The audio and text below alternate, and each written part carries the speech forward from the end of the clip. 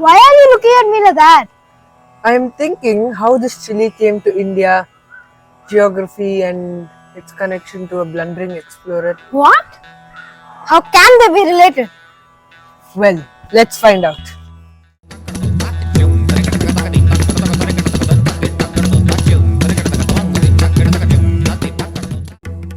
Long ago, on 3rd August 1492, explorer Christopher Columbus set sail to discover a new route to India across the Atlantic Ocean. Back then, everyone was racing to find a sea route from Europe to India. Racing to India? Why? They wanted to bring back shiploads of spices such as pepper, cinnamon and cloves, and other expensive things too, such as precious stones, as they could make a lot of money from these. Oh yeah, and you know what? Some spices had other uses too. For example, during long voyages, pepper was sprinkled on meat to preserve it by masking its rotting taste. For centuries, these spices were transported from India to Europe by road on animals such as donkeys and camels as part of the famous Silk Route. Oh, the Silk Route, yeah. It was a network of roads connecting Asia and Europe. It is called the Silk Route because Chinese silk was the most prized and exotic commodity that traveled along this route. That's right. Some of the commodities being transported were sold in villages and towns along the way, and other commodities were picked up for transport to Europe. By the time they reached Europe, their quantities decreased and prices increased. You see, the farther the product has to travel, the more expensive it becomes. Why? Because costs of transportation, preservation, duties, taxes and even bribes get added to the final price. The royal houses of Europe controlled all trade, including the trade and prices of spices, So that they could make lots and lots of money to fund their militaries to conquer more and more land. Absolutely. They also promised to reward the first person to find a sea route to India, so they could then bring shiploads of spices and make even more money. Actually, who are they? They are King Ferdinand II and Queen Isabella I. Actually, it is Isabella in Spanish. Right. They funded Columbus's voyages with very high expectations that he would conquer lands, bring back riches and would enslave people. And thus began the race for finding India by sea. Like that, right? Not by speedboat, silly, but by these. Columbus decided to sail southwestward from Spain. Upon reaching the Canary Islands, he decided to use the easterlies to turn towards his destination and continued from there. Easterlies? Oh yeah, they blow from the east and so are called easterlies. Right, he imagined that the next big landmass would be Asia. He did not have any idea that he would encounter two other landmasses, North and South America and the islands of the Caribbean. He landed in the Bahamas, part of what is now known as the West Indies. However, he thought he was in North Asia, so he decided to sail south to reach India. There, his anchored ship, Santa Maria, ran aground. Poor guy. So he left 39 of his men in Cuba and returned to Europe in another ship, using the trade winds and the westerlies. What are trade winds now? And the westerlies are the opposite of easterlies, right? Oh yeah, the trade winds blow from the northeast in the northern hemisphere. They are very reliable, so they are very commonly used by sailors. Great! Let me remember what happened next. He went on a few more voyages, and that is how he found places that we now know as South America, the West Indies, and so on, right? Right, and everywhere he went, he kept calling the people Indians. Actually, Indios in Spanish. This is why the Caribbean is known as the West Indies. He decided he had discovered the new world. Of course, it was not new at all. Many civilizations had existed there, centuries before he and his crew showed up. During these voyages, he and his crew found many new and interesting things, didn't they? Oh yes, among them was a small plant with bright red fruit. The native people used it in their food and medicines. Oh, I know what it is. Columbus and his crew thought it would be a tasty, sweet fruit and bit into it. But when they did, they got a huge fire had started in their mouths. Then the tops of their heads had blown off. Their eyes watered. Their noses rang. Their ears rang. They gasped. How the natives must have laughed. Yeah, after they finally calmed down, they decided that this tasted just like that pepper from India that someone had given them back in Europe. The natives call this fruit chile. We call it chili. Columbus brought the chilies back to Spain and Portugal, and people started growing them. Humans have been consuming chilies for a very long time now, Since when, bro? at least 7500 BCE. They collected them in the wild in modern day Peru and Bolivia. Chilies are among the oldest cultivated crops in the Americas. In 2014, researchers at the University of California, Berkeley, said that people started domesticating the chilies in many locations across the Americas 6,000 years ago. That's in about 4000 BCE? Yeah. This includes what we now call Ecuador and East Central Mexico, Highland Peru and Bolivia, and the Amazon. They based all of this on their work in archaeology. How the chilies got to India is still a mystery. One hypothesis is that the Portuguese got it to Goa.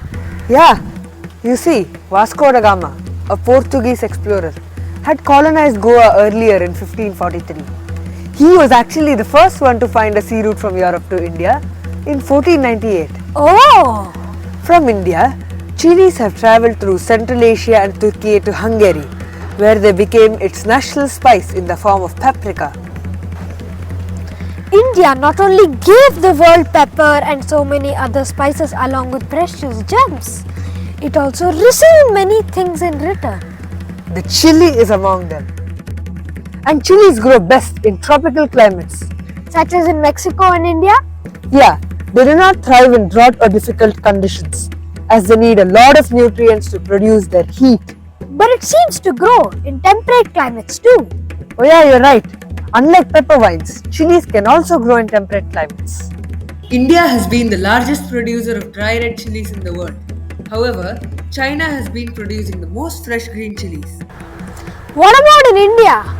Oh, in India, Andhra Pradesh and Telangana states grow the most amount of chili, followed by the dry regions of northern Karnataka. This is due to the black soil in those regions.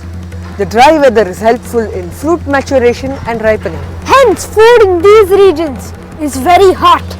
Note that this is what we mean by hot. Chilies are grown and consumed more in hot and dry areas. This is because they make you salivate and sweat, and you will not get dehydrated due to the extreme heat. Chilies are hot due to a special chemical in them known as capsaicin. Oh, Yeah, it is a defense mechanism against various threats such as fungal diseases and mammals. The higher the capsaicin content, the more resistant the fruit is to its threats. I know that chili plants need a lot of energy to produce capsaicin. But why are smaller chilies spicier than larger ones? Maybe you should Google it. No, you see, the chili plants need less energy to make a smaller fruit. That leaves it more energy for making capsaicin. This is why smaller chilies are spicier than the larger ones. Mammals. And that includes us too. Yeah, we too have a certain receptor in our mouths. Capsaicin triggers it. So when this happens, we think that we are on fire. But we humans have learned that it is just a sensation and we enjoy it. But I do not. However, birds do not have this receptor, so they are not sensitive to capsaicin. Many birds do eat the chilies without feeling that they are on fire. They help the plant to spread by dispersing its seeds. Some people can handle more heat or capsaicin than others. Hence, scientists have created a scientific measure for the heat of chilies, Scoville Heat Units or SHU, to measure the amount of capsaicin in the chili. For example, the big fat capsicum has no capsaicin, 0 SHU. New Mexico green chilies have 1500 SHU. Jalapenos have 2500 to 5000 SHU. And habaneros have 300,000 SHU. At room temperature, pure capsaicin is a crystalline to waxy solid. It has no color, no odor and measures 60 million SHU. Currently in 2024, the hottest chili in the world is known as the Pepper X. It grows in Fort Mill, South Carolina, United States and measures about 2.7 million SHU. This is not publicly available, right? No, then officially, the hottest chili is the Carolina pepper, which measures around 2.2 million SHU. I thought the hottest chili was Indian. No, but in India, the hottest chili is called Dorset Naga, 1.6 million SHU, followed by Naga Viper, 1.4 million SHU, and Bhoot Jolokia, measuring 1.2 million SHU. All of these varieties are from northeastern India. People argue a lot over which chilies are the hottest. There are also raw chili eating contests. And what about geography? 25 billion SHU and delicious! Chilies are used in many ways across the world. Here are some examples. In North Karnataka, people dip big fat chilies in batter and deep fry them to make bhaji. They also eat the smaller, spicier ones raw as an accompaniment with rotis. Usually when we say milk, we mean milk from buffaloes and cows. Nowadays, some people consume what are known as alternative milks. These milks are made from plant sources such as almonds, soya and oats. They also make curd using these milks. For this, they use the chili stalk as a curdler. In India, we also have a radio network called Mirchi. Mirchi is a Hindi word for chili. The capsaicin in the chili makes it an excellent pest and insect repellent. Chili powder is sprinkled around sweets to keep ants away. Chili plants can be grown around crops to avoid pest attack. If chili plants cannot be grown, fresh chilies can be pounded, mixed with water and sprayed to the crops. In India, chilies and lemons are often hung in front of houses or shops. Yeah, to ward off the evil eye. In homes, elderly women ward off the evil eye of younger people too. In India, chili is finely chopped and added to dosa, raita, etc. It is often added to foreign foods to make them more Indian. We Indians are not fans of bland food. Chilies, a blundering explorer, geography and India. Now I know!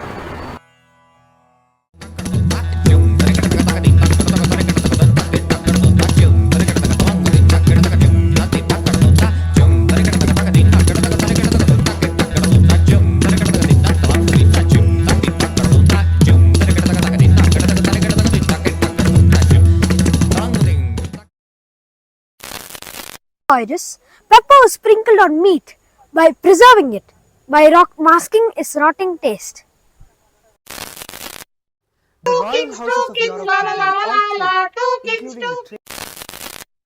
Columbus thought it would be a tasty sweet fruit and bit into it. But when they did, their ears ran and bit into it. But when they did, they thought a huge fire had started in their mouths. Their ears rang